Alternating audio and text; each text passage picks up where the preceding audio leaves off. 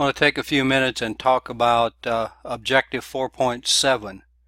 Configure, verify, troubleshoot inside source NAT, static, pool, and pad. And those are the subtopics that you see here in addition to why NAT.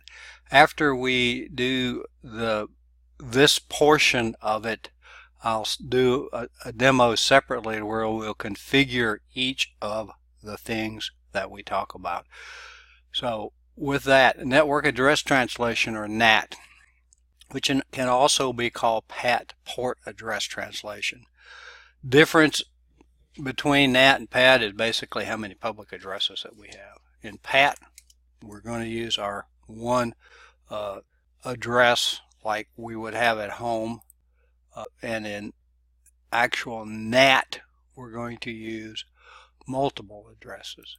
So with that, let's go on to why NAT. And this, actually, I probably got them backwards because a lot of people want to talk about a security mechanism first. Obscures the private network address scheme.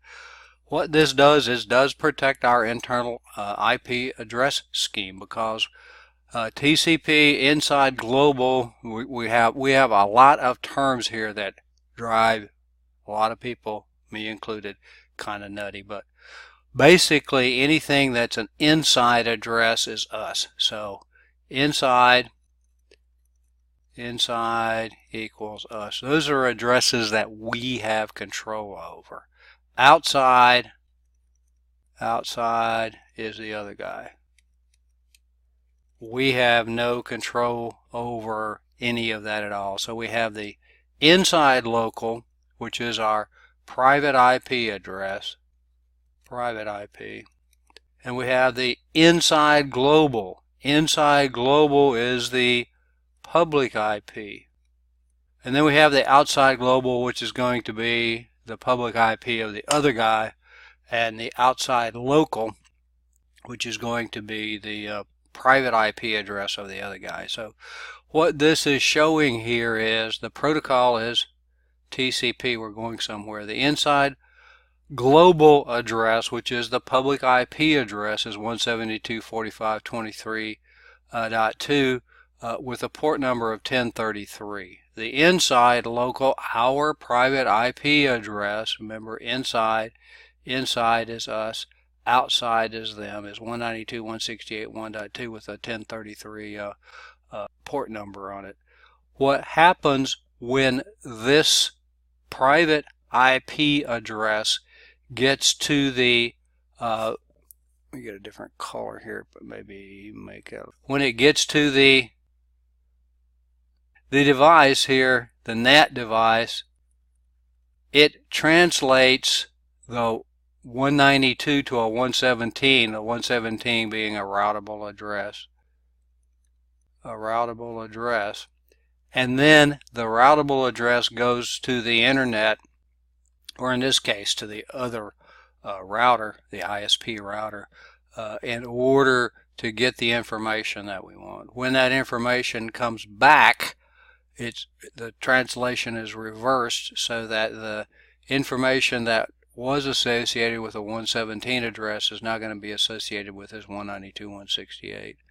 When we get to the other side, when we get to the outside global, 195 or 168.1.2, or whatever it is, and this one shows a 117.45.23.1, and then it's going to translate that public address to a private IP address, and to do this we use a NAT table, which says, hey, when you get 192.168.1, change it to 117.45.23.2.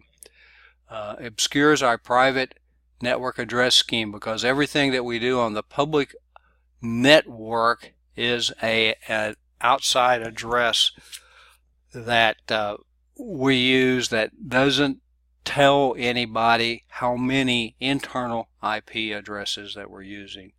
Just as a note, by the way, IPv6 does not have a NAT capability. It's got so many addresses that everything is a routable address in it. So it obscures the private network address scheme, and this is the security mechanism that it does.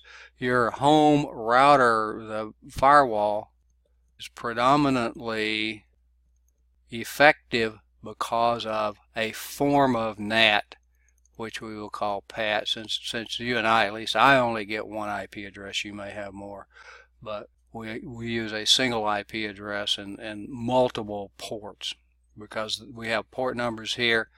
An IP address and a port equal a socket, port equal a socket, and a socket is where we get our resource. A socket could be an IP address and then port 80, which is going to give us the web server of a location. So NAT does that, PAT does that. We use a single IP address with PAT, multiple IP addresses with NAT. NAT is actually a one-to-one private to public So the other thing it does is extend the life of IPv4. If we didn't have this, if we had to have an IPv4 address for every device that we have on every network, we couldn't get there. The Internet of Things has just exploded. Probably you, and I know I have. I have a desktop, have a laptop. My wife has a tablet. I have a tablet. She has a phone. I have a phone. So that's a whole bunch of IP addresses that we need right there.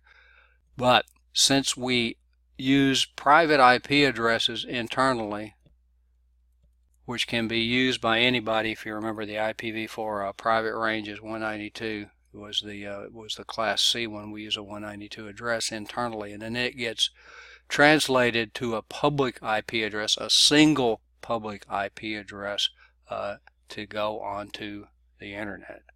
So I think I probably have done just about the whole lecture with this one slide, but probably not. Static NAT is a one-to-one translation. A one-to-one translation. So we go down here, we have an inside local address goes to an inside global address. Local to global, local to global. Have we really done anything here? We have when we use a pool. And if we use a pool, and we'll talk about that in a minute, as an address gets done being used, it gets given back. But if we do, static NAT is a one-to-one inside IP to private. Why would you use that? Example, a web server with a private address. So if we have our router here and we have our web server back here, that is 192.168.1.6. We want people on the internet to go to 213.18.123.15. That would be the address that we would list in DNS, so that when somebody went to our web server, they would get this IP address, which would go to our router, which is also a NAT device. A NAT device, which would then translate this search 80 or 443 HTTPS to 192.168.1.6 port 80, which would be the web page. These guys out here don't know that they're going to a private IP address. They don't know what the private IP address scheme is, and that's where we get the security that is provided by NAT and PAT, both terms. A dynamic NAT, a little more practical for what we're going to do, is mapped to a public IP address from a pool. So we establish a pool of addresses, the address pool here, 213 on down, 15, 16, 17, 18, 19, and 20. 1.6 gets 15, 1.7 gets maybe a static 2, and 1.8 maybe a static 4. When we go here to 1.6, let's say 1.10 comes in and gets 16. And then 1.11 gets 17. When 1.6 is done using 15, it goes back in the pool. So we Used it, we used it, we used it, we'll use the next one. 15 is done. When it's done, 15 becomes available again in the pool. So it's a way to actually buy fewer public IP addresses than we have private IP addresses. So a NAT device assigns a private address to a public address. When the session is complete, the public address goes back into the pool, like I tried to illustrate here. The access control list to specify which private addresses can be NATed. Here we go with those access control lists. So when we do the NAT, and we'll walk through the configuration steps down here just in a second. There is an overload command if we run out of addresses that goes into automatic port address translation.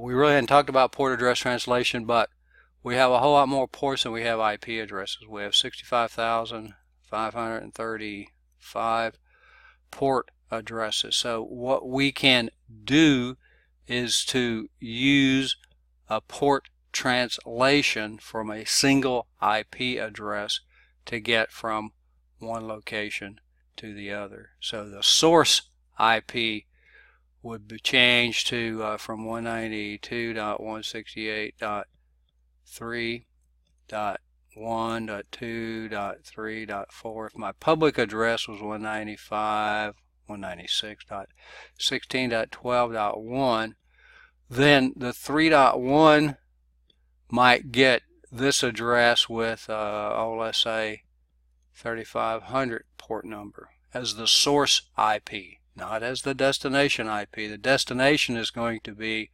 well known in most cases. 80, 443, 21, 123, those sorts of things. 1.2 might get the 12.1 with a 3501 socket. So the sockets are unique. IP addresses along with port numbers become unique entities that we can use in order to leverage our private IP addressing scheme. So it automatically goes into PAT, port address translations, and that if we had used all these down here, then we would go into port address translation where we could use the 15 colon 5000 or whatever address or whatever port number, so that we can continue to leverage those things.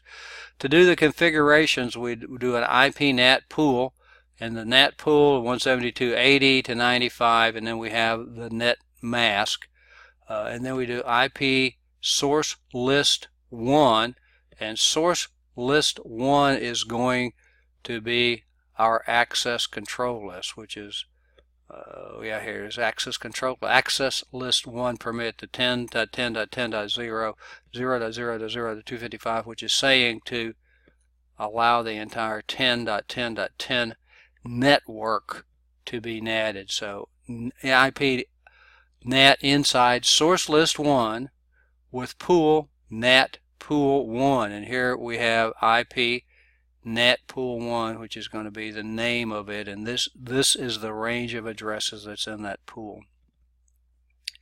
Then we go to the interface, Fast Ethernet 00, and it has an address on it, and then we do an IP NAT inside, and then interface SE serial 00, IP address 192.168.1.1, 255.255.255.0, and then IP NAT outside. We're about done. Yes. So the last element is going to be port address translation or PAT. Part of dynamic NAT, when we give the overload command, we use a single address which would really conceal our internal IP addressing scheme. Everything would appear to be coming from a single address. The other way that you can make it appear to come from a single address is by using a proxy server. So in this one, the command would be IP NAT inside source list 1, the addresses that are allowed, Fast Ethernet 01, which is going to use the address on that particular interface, and then overload for the command. Overload is the command that puts a Cisco device into port address translation. So if we go down here, 10, see IP inside a local IPv4 address, this is a NAT table. This is not PAT, but this is a NAT table here, 10.10.0 and on down, translated to an internal address. But we have our inside addresses and our outside addresses, and that's really what this one is intended to show. So with that, we talked about network address translation, a security mechanism, and it extends the address space. Static NAT was a one-to-one. We would use that if we wanted to get to a specific resource. A web server, for instance, a mail server would have a one-to-one static translation from public to private or private to public, but it goes both ways, obviously. And then dynamic NAT, we used a pool of addresses, and the advantage to the pool of addresses was that we would probably need fewer public addresses than we had private addresses, going under the assumption that everybody's not going to be on the internet at the same time, or needing a public address going through the internet, using the internet at the same time, maybe to get to a different location. We could also give it the overload command so that if we ran out of addresses in our pool, we would automatically go into PAT, port address translation, which in its own right is a way to do NAT, and it uses a single address with the overload option. It'll use the address of our outside interface, the one with the public IP address. So with that, I'm going to quit talking, and then the next we'll do a demo on how to we'll go through the configuration of NAT, the steps to configure NAT. See you there.